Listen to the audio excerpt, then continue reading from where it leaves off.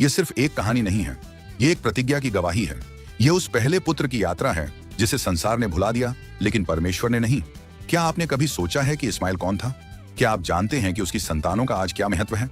और क्या आप तैयार हैं एक ऐसी कहानी सुनने के लिए जो आपका विश्वास हिला देगी, लेकिन फिर से मजबूत भी करेगी?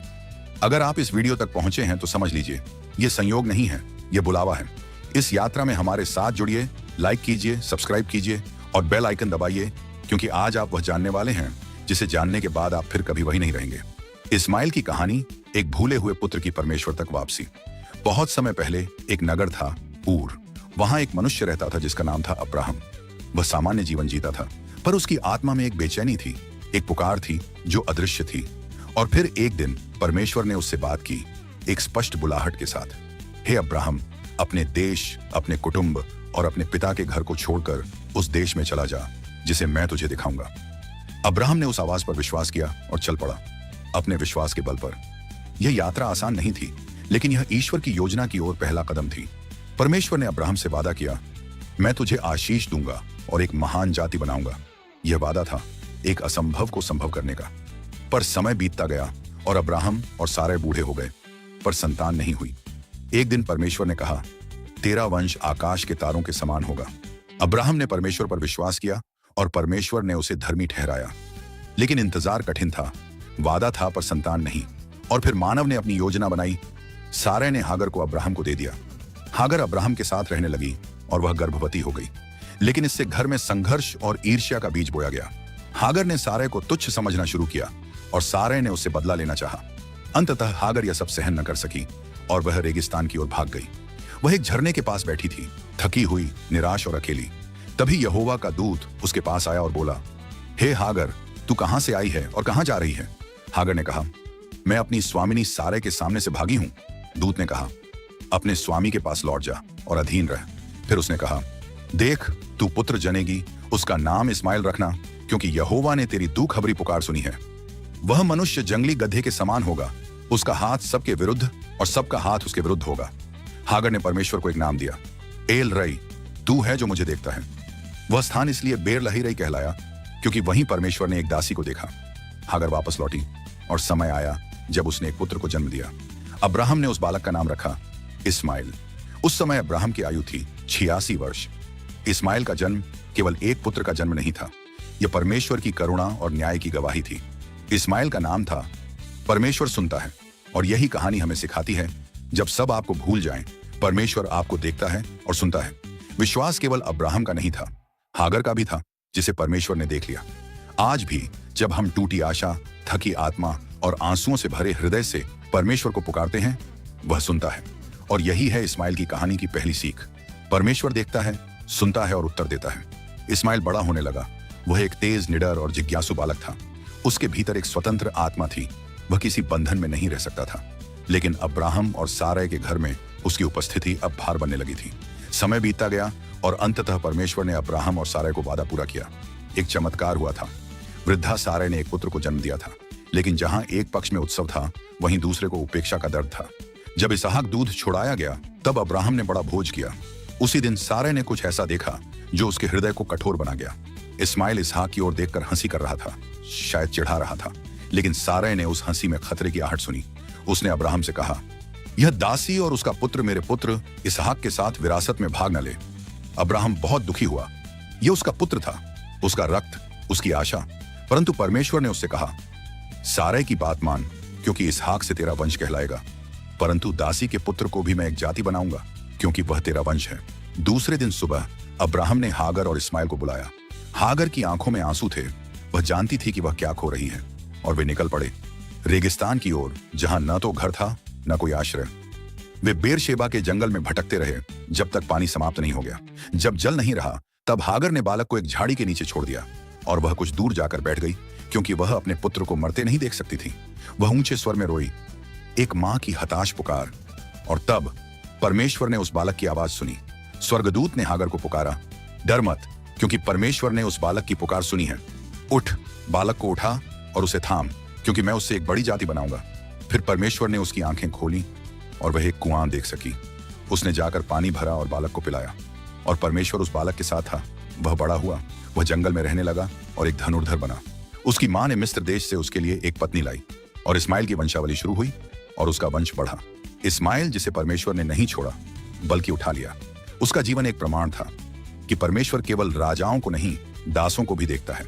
और जो मनुष्य ने, बाइबल कहती है, इस्माइल बड़ा हुआ और परमेश्वर उसके साथ था। वह जंगलों में रहने लगा और एक उत्तम धनुर्धर बना।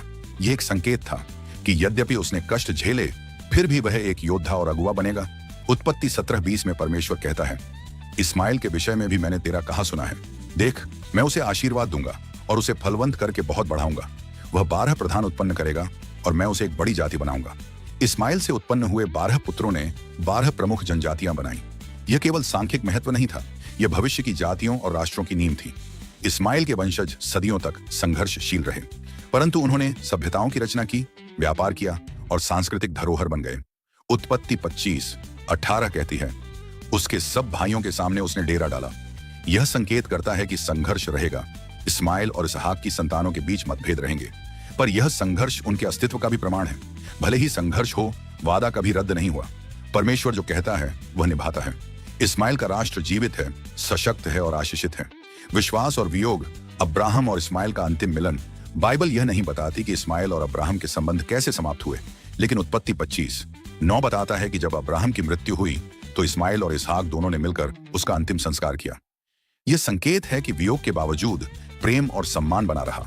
इस्माइल की संतानों की भौगोलिक विरासत, इस्माइल के वंशजों का क्षेत्र हविला से लेकर शूर तक फैला था, जो मिस्र से अशूर तक विस्तृत है। यह क्षेत्र आज के अरब देशों का मूल है। यह स्थान केवल एक भूखंड नहीं था, यह एक इतिहास, एक पहचान, एक भविष्य की भूमि थी। एक स्वतंत्र राष्ट्र की आत्मा। इस्माइल की संतानें स्वतंत्र थीं। वे किसी के अधीन नहीं रहीं। उनका जीवन संघर्ष से भरा था, लेकिन उनमें आत्मनिर्भरता थी। एक ऐसा गुण जो ईश्वर की कृपा से जन्मा। एक अलग लेकिन समान वंश, इस्माइल और इसहाक, दोनों अब्राहम के पुत्र, पर मार्ग अलग। इस्माइल को वचन का अधिकारी नहीं बनाया गया, पर वह उस वचन की पूर्ति का माध्यम जरूर बना। इस्माइल की संतानें और इस्लामी परंपरा के अनुसार इस्माइल मक्का पहुंचे और वहीं बस गए। मुस्लिम परंपरा मानती है कि इस्माइल और उनके पिता अब्राहम ने मिलकर काबा का निर्माण किया। आत्मिकता की खोज। इस्माइल केवल भौतिक राष्ट्र के पूर्वज नहीं थे, वह एक आत्मिक यात्रा के प्रतीक भी बने। उनकी संतानों में कई ऐसे हुए जिन्होंने ईश्वर की खोज की, सत्य को अपनाया और धर्म के प्रचारक बने। संघर्ष से बल। आत्मगौरव की नींव। इस्माइल की वंश परंपरा कठिनाइयों में पली बढ़ी। उन्होंने रेगिस्तान से रोटी निकाली और संघर्षों से सभ्यता रची।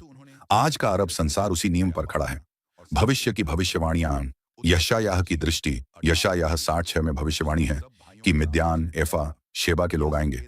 वे सोना लोहबान लेकर यरूशलेम आएंगे। ये सब इस्माइल की संतानों से जुड़े क्षेत्र हैं। इससे सिद्ध होता है कि भविष्य में इस्माइल की संतानें भी परमेश्वर की आराधना में भाग लेंगी। मसीह की उपस्थिति में इस्माइल की संतानें। यीशु मसीह के समय और बाद में इस्माइल की संतानों में से कई लोगों ने सुसमाचार को सुना और स्वीकारा। प्रेरितों के काम में भी अरबी लोगों का उल्लेख है। इस्माइल एक आत्मिक मिसाल। इस्माइल की कहानी हमें बताती है कि ईश्वर जिसे छोड़ देता प्रतीत होता है, वास्तव में वह उसे विशेष कृपा में रखता है। इस्माइल त्यागा गया पुत्र नहीं, बल्कि वह है जिसके जीवन में परमेश्वर ने विशेष उद्देश्य रखा। इस्माइल की संतानों का विस्तार। बाइबल के अनुसार इस्माइल के 12 पुत्र हुए। उत्पत्ति 25:13-15।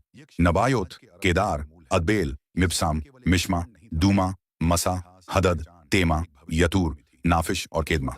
ये सब प्रमुख जातियों के अधिपति बने और उन्होंने अरब क्षेत्र में विस्तार किया। नबायोत और केदार इस्माइल की प्रमुख संतानें। नबायोत और केदार का उल्लेख बाइबल में प्रमुखता से मिलता है। केदार की संतानों को शक्ति और सौंदर्य का प्रतीक माना गया। भविष्यवक्ता यशायाह ने कहा, केदार के झुंड मेरी आराधना में आएंगे। यशायाह 60:7। क्या इस्माइल त्यागा गया? कई लोग सोचते हैं कि इस्माइल त्यागा गया पुत्र था, पर बाइबल यह कहती है कि परमेश्वर ने उसकी भी सुनी। उसका नाम ही गॉड हियर्स, ईश्वर सुनता है। जिसे मनुष्य त्यागे उसे परमेश्वर अपनाता है। इस्माइल की आत्मिक भूमिका। यद्यपि वह वाचा का पुत्र नहीं था, पर वह आशीर्वाद का पात्र था। उसकी संतानों से भी परमेश्वर महिमा पाएगा। यह प्रतिज्ञा उत्पत्ति 17:20 में स्पष्ट रूप से दी गई है। इस्माइल की विरासत आज भी जीवित है। आज अरब जगत की अधिकांश जातियां इस्माइल की संतानों से मानी जाती हैं। उनमें संस्कृति, वीरता और संकल्प की शक्ति है। वे इस्माइल की तरह स्वतंत्र हैं और आत्मगौरव से भरे हैं। क्या इस्माइल की संतानें परमेश्वर के पास लौटेंगी? बाइबल में संकेत है कि अंत समय में सभी राष्ट्रों से लोग परमेश्वर के पास आएंगे। इस्माइल की संतानों के लिए भी यह निमंत्रण है, वे मसीह को जानें और उद्धार प्राप्त करें। मसीह और इस्माइल की संतानों का मेल। बहुत से लोग यह नहीं जानते कि ईसा मसीह का सुसमाचार इस्माइल की संतानों तक भी पहुंचा। प्रेरितों के समय में भी अरब भाषा बोलने वाले यरूशलेम में मौजूद थे। प्रेरितों 2:11। सुसमाचार सबके लिए है, इसहाक की संतानों के लिए भी, इस्माइल की संतानों के लिए भी। इस्माइल एक नई आशा का प्रतीक। इस्माइल केवल एक ऐतिहासिक पात्र नहीं है, वह एक प्रतीक है उन सभी के लिए जिन्हें कभी लगा कि वे भुला दिए गए, जिन्हें अस्वीकार किया गया, जिनका संघर्ष निरंतर रहा।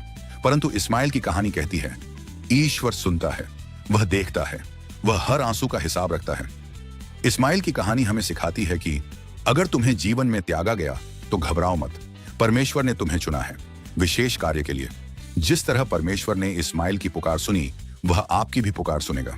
इस्माइल की कहानी एक जीवित वचन है जो पीढ़ी दर पीढ़ी यह पुकारती है।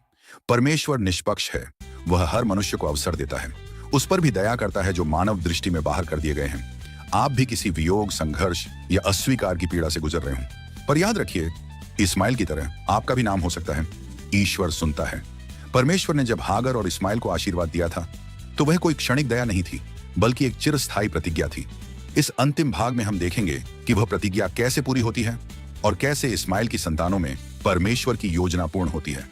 इस्माइल की संतानों ने सदियों तक अपने मार्ग में भटकाव और लड़ाइयां देखी, राजाओं का उत्थान, साम्राज्यों का पतन, पर एक बात सदा बनी रही, उनकी आत्मा परमेश्वर को खोजती रही। भजन संहिता 72:9-10 कहती है, मरुभूमि के निवासी उसके सामने झुकेंगे और अरब के लोग भेंट लाएंगे। यह वचन इस बात का संकेत है कि इस्माइल की संतानों के लिए भी एक पुनर्स्थापन की योजना है। एक दिन वे आराधना में झुकेंगे और यीशु को राजा स्वीकार करेंगे। 22वीं सदी में एक नई लहर उठी है। अरब देशों में हजारों लोग यीशु मसीह को सपनों, दर्शन और चमत्कारों के द्वारा जान रहे हैं। ये वही लोग हैं जो इस्माइल की संतानें हैं। इतिहास में यहूदियों और इस्माइल की संतानों के बीच दूरी रही, पर अब परमेश्वर मेल मिलाप की अग्नि जला रहा है। जहां पहले दीवारें थीं, अब वहां पुल बन रहे हैं। जो इस्माइल की संतानें अब यीशु को स्वीकार करती हैं, वे आत्मा की सील प्राप्त करती हैं। वे अब न केवल संतति हैं, बल्कि परमेश्वर की संतानें बन जाती हैं। बाइबल कहती है, जो मसीह में हैं, वे अब्राहम की संतान हैं और वचन के अनुसार वारिस हैं। गलातियों 3:29। इस्माइल की संतानें अब केवल शरीर से नहीं, बल्कि आत्मा से अब्राहम की संतान बन रही हैं। कई देशों में जहां पहले यीशु का नाम लेना भी कठिन था, वहां आज छिपे रूप में बपतिस्मे हो रहे हैं। रेगिस्तान में कुएं बनते हैं और उनमें लोग मसीह में नया जन्म पा रहे हैं। इस्माइल की संतानों के लिए मसीह को स्वीकारना आसान नहीं। उन्हें अपने समाज, परिवार और कभी-कभी जान तक की कीमत चुकानी पड़ती है, पर वे जानते हैं यीशु ही सच्चा मार्ग है। जो युवा इस नई आत्मिक जागृति में पले हैं, वे अब खुद प्रचारक, शिक्षक और सेवक बन रहे हैं। इस्माइल की संतानों में आत्मा का नया आंदोलन है। यीशु ने कहा, आओ सब परिश्रम करने वाले और भारी बोझ से दबे हुए लोगों, मैं तुम्हें विश्राम दूंगा। मत्ती 11:28। यह पुकार इस्माइल के लिए भी है, यहूदियों के लिए भी और हर इंसान के लिए भी। प्रकाशित वाक्य 7:9 कहता है, हर जाति, भाषा और राष्ट्र के लोग सिंहासन के सामने खड़े होंगे। उस दृश्य में इस्माइल की संतानों का स्थान भी निश्चित है। वे भी स्तुति करेंगे, पवित्र पवित्र पवित्र प्रभु, परमेश्वर सर्वशक्तिमान। यदि तुम इस कहानी को यहां तक पढ़े हो, तो जान लो, परमेश्वर तुझसे भी प्रेम करता है। तू कोई भी हो, यदि तू मसीह को स्वीकार करेगा, तो तू भी अब्राहम की प्रतिज्ञा का वारिस बन जाएगा। इस्माइल की संतानों की कहानी सिर्फ संघर्ष की कहानी नहीं, बल्कि उद्धार की गाथा है। यह कहानी यह दिखाती है कि परमेश्वर वफादार है। जो वादा उसने किया, वह उसे पूरा भी करता है। यदि तुम इस कहानी को यहां तक पढ़े हो, तो जान लो, परमेश्वर तुझसे भी प्रेम करता है। तू कोई भी हो, यदि तू मसीह को स्वीकार करेगा, तो तू भी अब्राहम की प्रतिज्ञा का वारिस बन जाएगा। इस्माइल की संतानों की कहानी सिर्फ संघर्ष की कहानी नहीं, बल्कि उद्धार की गाथा है।